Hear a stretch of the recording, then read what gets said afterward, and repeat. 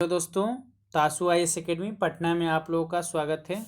चलिए, जो आज का ज्योग्राफी क्लास का जो सेशन है उसमें हम देखेंगे भारत की मिट्टियाँ। आज का ज्योग्राफी क्लास में जो भारत की मिट्टियाँ पढ़ते हैं, भारत की मिट्टी कितने प्रकार की है, कैसी है।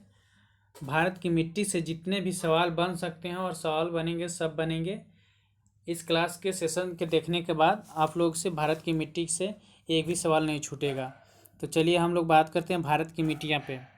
भारत की जो मिट्टियाँ होती है उसे एक पॉइंट के आधार पर देखते हैं। मृदा के संगठन में शामिल पदार्थ जो हो ह्यूमरस तथा कार्बन यौगिक पदार्थ होता है। जैसे मिट्टी है तो मिट्टी में ह्यूमरस तथा कार्बनिक जो यौगिक है वो 5 से 10% इसमें पाया जाता है मिट्टी में। और खनिज पदार्थ है, भारत की मिट्टी में खनिज पदार्थ की अगर बात करें तो कितना परसेंट पाया जाता है, तो खनिज पदार्थ 40 से 45% पाया जाता है। और मृदा जल की बात करें तो लगभग 25%, और मृदा वायु की बात करें तो लगभग 25% पाया जाता है। अगर भारत की मुख्य मिट्टियाँ की बात करें तो इसमें पर्वतीय मिट्टी जो येलो कलर का है, देख सकते हैं आप, पर्वतीय मिट्टी फैला हुआ है, ये पर्वतीय मिट्टी है। और उसके बाद जलोढ़ मिट्टी आप लोग देख सकते हैं, ये जलोढ़ मिट्टी का क्षेत्र है। जलोढ़ मिट्टी। और उसके बाद लाल एवं पीली मिट्टी, रेड एवं येलो सॉइल। लाल एवं पीली मिट्टी की बात करें तो यह लाल और पीली मिट्टी हो गया, ये वाला क्षेत्र। और उसके बाद काली मिट्टी की बात करते हैं तो काली मिट्टी का क्षेत्र हो गया, ये लाल हो गया, लाल मिट्टी। और सूक्ष्म मिट्टी ये हो गया जो राजस्थान का क्षेत्र में है, सूक्ष्म मिट्टी, ये सूक्ष्म मिट्टियाँ हैं। तो चलिए हम लोग देखते हैं, अच्छी तरह से इसको देखते हैं। चलिए, तो भारतीय कृषि अनुसंधान परिषद जो है, भारतीय कृषि अनुसंधान परिषद जो है, जिसे ICAR कहते हैं, इसके अनुसार जो मिट्टियों का वर्गीकरण है वो 8 प्रकार से बांटा गया है। यानी भारत की मिट्टियों का वर्गीकरण 8 प्रकार से किया गया है, जो ICAR के द्वारा किया गया है। ये 8 प्रकार की मिट्टियाँ में जलोढ़ मिट्टी, ये 8 प्रकार की मिट्टियाँ में जलोढ़ मिट्टी, काली मिट्टी, लाल एवं पीली मिट्टी, लेटराइट मिट्टी, पर्वतीय मिट्टी, मरुस्थलीय मिट्टी, लवणीय मिट्टी और पीट मिट्टी पाया जाता है। 8 प्रकार की जो मिट्टी है इसमें आप लोग देख लिए, जलोढ़, काली, लाल, लेटराइट, पर्वतीय, मरुस्थलीय, लवणीय और पीट मिट्टी है। तो चलिए हम लोग 8 प्रकार की मिट्टी को अच्छी तरह से पढ़ते हैं। तो पहले हम देखते हैं जलोढ़ मिट्टी की बात करते हैं। तो जलोढ़ मिट्टी जो है, जलोढ़ मिट्टी वो भारत के लगभग क्षेत्रफल के अनुसार अगर बात करें तो भारत में लगभग 22% क्षेत्र पर जलोढ़ मिट्टी का निर्माण है।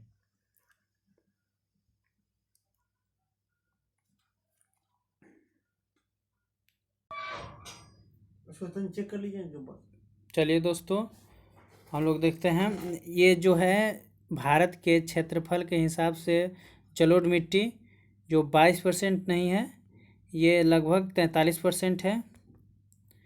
43% है, 22% गलत लिखा हुआ है। जलोढ़ मिट्टी भारत के सबसे ज़्यादा क्षेत्रफल में फैला हुआ मिट्टी है, जलोढ़ मिट्टी, जो लगभग 43% क्षेत्र में फैला हुआ है। इसका क्षेत्र का भी बात करें तो उत्तर विशाल का मैदान होता है और तटवर्ती मैदान होता है। और इस मिट्टी का निर्माण नदियों द्वारा लाई गई तलछट मिट्टी के निर्माण से हुआ है। जलोढ़ मिट्टी का निर्माण, इस मृदा का जो निर्माण हुआ है नदियों द्वारा तलछट से निक्षेपण से हुआ है।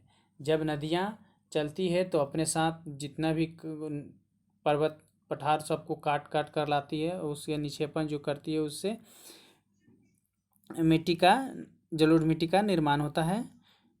और ये नदियाँ जो है अपने साथ पूरा बहा कर लाती है और ये जहाँ निक्षेपित करती है वहाँ इसका निर्माण होता है जलोढ़ मिट्टी का। और जलोढ़ मिट्टी जो होता है बहुत उपजाऊ होता है इसीलिए। और इसमें जो देखते हैं ये दो प्रकार की मिट्टियाँ जिसमें पाई जाती है, इसमें खादर और बांगर होता है। और जो नवीन जलोढ़ मिट्टी होती है उसे खादर कहते हैं और पुरानी जलोढ़ मिट्टी को बांगर कहते हैं। और इसके बाद जो मिट्टी होती है जैसे खादर हो गया, उसके बाद बांगर हो गया और उसके बाद भाभर आता है, जिसमें तराई क्षेत्र का होता है ये भाभर। और ये पर्वतीय तराई क्षेत्र का होता है और दलदली होता है, इसमें खेती नहीं होता है भाभर प्रदेश में। और ये हो गया नवीन जलोढ़ को खादर मिट्टी कहते हैं और प्राचीन जलोढ़ को यानी पुरानी जलोढ़ को बांगर मिट्टी कहते हैं। और इस मिट्टी में अगर बात करें इस मिट्टी की तो ये जो जलोढ़ मिट्टी है इसमें नाइट्रोजन और फास्फोरस ह्यूमरस की कमी पाई जाती है। जो जलोढ़ मिट्टी है इसमें नाइट्रोजन फास्फोरस ह्यूमरस की कमी पाई जाती है और पोटास व चूने की आंशिक पर्याप्त होती है। पोटास और चूना आंशिक रूप से पर्याप्त होता है। और चलिए इसके बाद बात करते हैं काली मिट्टी। काली मिट्टी को हम लोग कपासी मिट्टी भी कहते हैं और इसका मुख्य नाम रेगूर मिट्टी है। बहुत बार पूछा है जो काली मिट्टी के किस नाम से जाना जाता है या रेगूर मिट्टी मिट्टी कौन मिट्टी है, तो काली मिट्टी को ही रेगूर मिट्टी कहते हैं। काली मिट्टी को ही हम लोग रेगूर या कपासी मिट्टी के नाम से जाना जाता है क्योंकि इसमें कपास की खेती के लिए बहुत उपजाऊ है।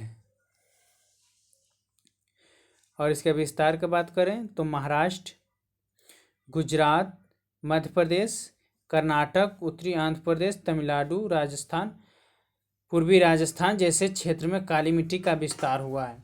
और बात करें जो कपास कहाँ होता है, तो कपास पहले महाराष्ट्र में ज़्यादा होता था, अब गुजरात में होता है। गुजरात 1 नंबर पे है और महाराष्ट्र 2 नंबर पे है। इससे पहले महाराष्ट्र 1 नंबर पर था और गुजरात 2 नंबर पर, लेकिन अभी गुजरात आगे है। और इसका निर्माण की बात करें, काली मिट्टी का निर्माण कैसे होती है, तो बेसाल्टिक प्रधान लावा के जो विखंडन होते हैं इसी कारण होता है काली मिट्टी का निर्माण। और इसमें खनिज पदार्थ की बात करें तो इसमें लोहा, एल्युमिनियम, टिटनीफिटेस, इसमें लोहा, एल्युमिनियम, टिटनीफेरस, मैग्नेटाइट, यौगिक की उपस्थिति होती है। और कमी होती है इसमें नाइट्रोजन, फास्फोरस, जैविक पदार्थ की कमी होती है। काली मिट्टी में नाइट्रोजन, फास्फोरस, जैविक पदार्थ की कमी होती है। चलिए उसके बाद बात करते हैं लाल मिट्टी या पीली मिट्टी। लाल मिट्टी को ही पीली मिट्टी कहते हैं। इसका निर्माण ग्रेनाइट यमनीस के चट्टान के टूटने फूटने से बनता है और लौह अयस्क की उपस्थिति के कारण यह रंगीन यानी लाल होता है। लौह अयस्क की उपस्थिति के कारण लाल मिट्टी लाल होता है।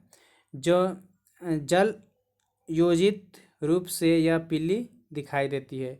इस लाल मिट्टी में जब थोड़ा जल हो जाता है तो इसी कारण ये पीला दिखाई देती है।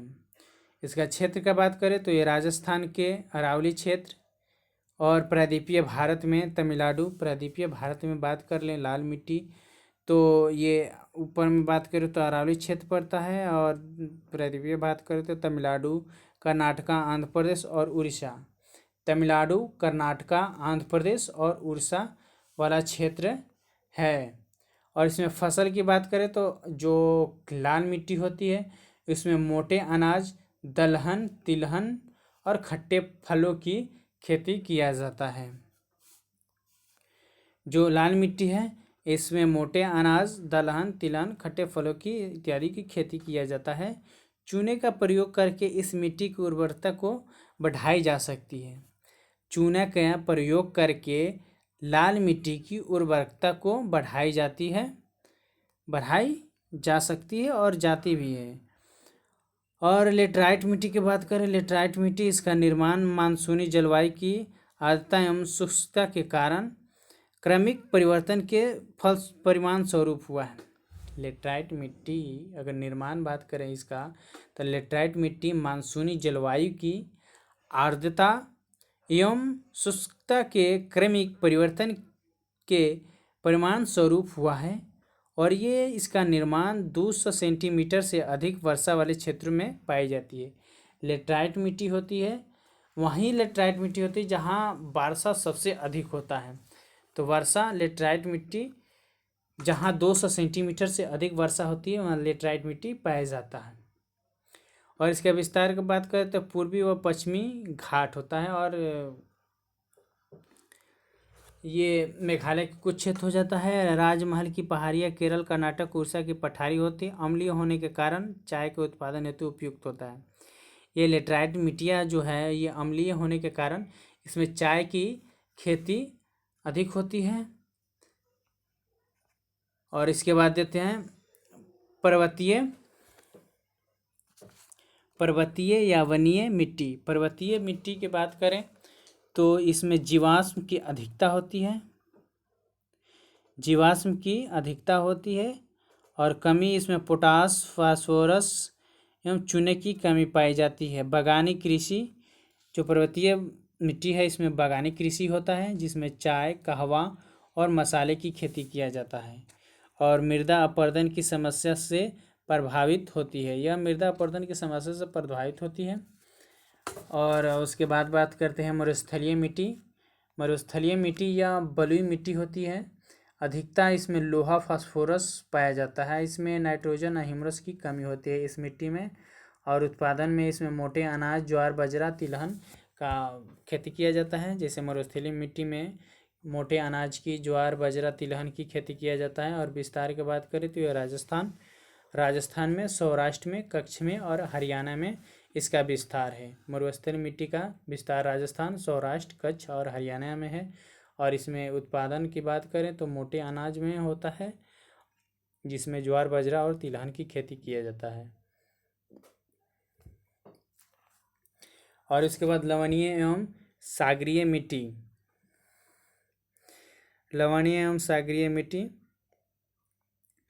लवणीय जो मिट्टी होती है इसको और किस नाम से जाना जाता है तो इसको रेह मिट्टी कह देते हैं। रेह लवणीय मिट्टी होती है एवं क्षारीय मिट्टी भी इसको कहते हैं या रेह कहते हैं। रेह मिट्टी, रेह या कल्हर के नाम से भी जाना जाता है, रेह की नाम से जाता है या ऊसर, इसे ऊसर भूमि कहते हैं या ऊसर मिट्टी कहते हैं, रेह मिट्टी कहते हैं, कल्हर मिट्टी कहते हैं और लवणीय मिट्टी कहते हैं। तो इसमें नाइट्रोजन व चूने का अभाव होता है। इस मिट्टी में नाइट्रोजन व चूने का अभाव होता है। समुद्री तली क्षेत्रों में उच्च ज्वार के समय नमकीन जल के भूमि पर फैल जाने से इस मृदा का निर्माण होता है। समुद्री तटीय प्रदेशों में उच्च ज्वार के कारण नमकीन जल के भूमि पर फैल जाने से इस मृदा का निर्माण होता है। बरसीम, धान, अमरूद, आंवला इसमें इत्यादि खेती होता है। अब चलिए हम लोग देखते हैं पीट या जैविक मिट्टी। पीट मिट्टी या जैविक मिट्टी। पीट मिट्टी किसे कहते हैं? जो दलदली क्षेत्रों में काफ़ी अधिक मात्रा में जैविक पदार्थों का जमा होने के कारण इसका निर्माण होता है। दलदली क्षेत्रों में होता है पीट मिट्टी। इसमें काफ़ी अधिक मात्रा में जैविक पदार्थों का जमाव होता है। पीट मिट्टी दलदली क्षेत्रों में होता है, काफ़ी अधिक मात्रा में जैविक पदार्थों का जमाव होता है जिसके कारण इसका निर्माण होता है। और इसका विस्तार की बात करें तो उत्तराखंड के अल्मोड़ा, सुंदरखंड के डेल्टा में और केरल के एल्लारी क्षेत्र में इसका निर्माण जो होता है ये उत्तराखंड के अल्मोड़ा में और सुंदरवन की डेल्टा में और केरल के लारी में क्षेत्र में इसका विस्तार है। और केंद्रीय मृदा संरक्षण बोर्ड, जो केंद्रीय मृदा संरक्षण बोर्ड है 1953 में गठित हुआ है। मृदा अपरदन व उसके दुष्परिणामों पर नियंत्रित रखता है। केंद्रीय मृदा संरक्षण बोर्ड 1953 में जो बना है, इस मृदा अपरदन व उसके दुष्परिणामों पर नियंत्रित रखता है। CAZRI central arid zone research institute, जो कहाँ है, जोधपुर में है। CAZRI का मुख्यालय कहाँ है, जोधपुर में है। मरुस्थल की समस्या के अध्ययन के लिए है। मरुस्थल की समस्या का अध्ययन के लिए है। तो चलिए आज का क्लास यहीं तक। जय हिंद दोस्तों।